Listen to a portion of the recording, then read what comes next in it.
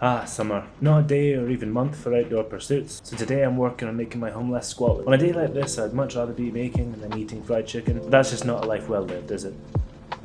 Much like many aspects of my flat, my bookshelf is just another product of manic episodes. Different manic episodes. I was having one of those days where you're stirring your tea and then bin the spoon. I've revealed this and hope it's relatable.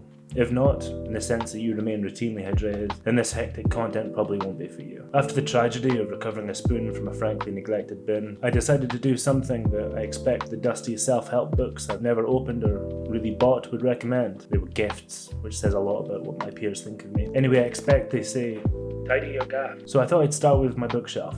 Shelves. Self-help books are weird. I don't need books to remind me to think. I need books to remind me to feel. Anyway, speaking of which, I was at Worldcon in Glasgow a few weeks back and picked up an early sample of Joe Abercrombie's The Devils. So, what we know so far. There's a holy city, and we open on St. Aelfric's Day. Brother Diaz, first POV. He's a horrible and ambitious man. The absolute opposite of pious.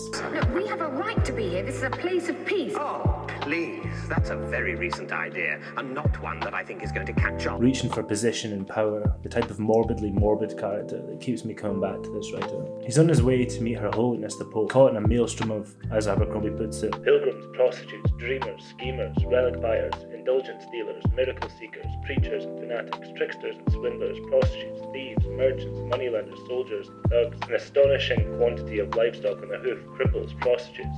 He paints a chaotic picture, and I hope it's Stephen Pacey reading it to us on launch in May.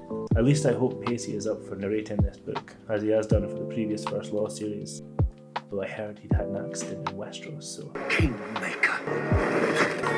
Thoughts and prayers. Next up is Alex, a street urchin on the run from bad debts, one of the tricksters or swindlers that Brother Diaz had been alluding to. She's one of those characters that hasn't really ever felt acutely the trammels of etiquette, and frankly I get that.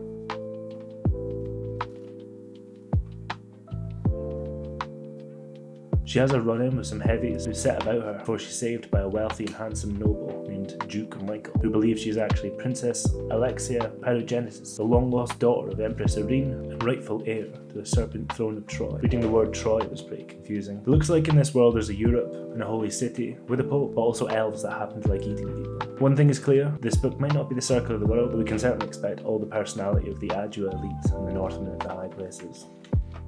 He packs a lot into these sample chapters, it's Moorish. Seems like we're in for a treat with this new series. I can't wait to sink my teeth into the full book. Between this and the prospect of a Best Served Cold movie... Best Served Cold. Do you know of it? I do. Have you read Joe Abercrombie's books? Abercrombie fans are in for a right treat.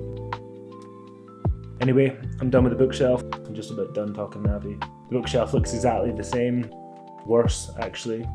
I had wondered if this would be a complete waste of time. Sadly, I've confirmed my suspicions and learnt nothing. Turns out that cleaning my flat doesn't actually make up for my life.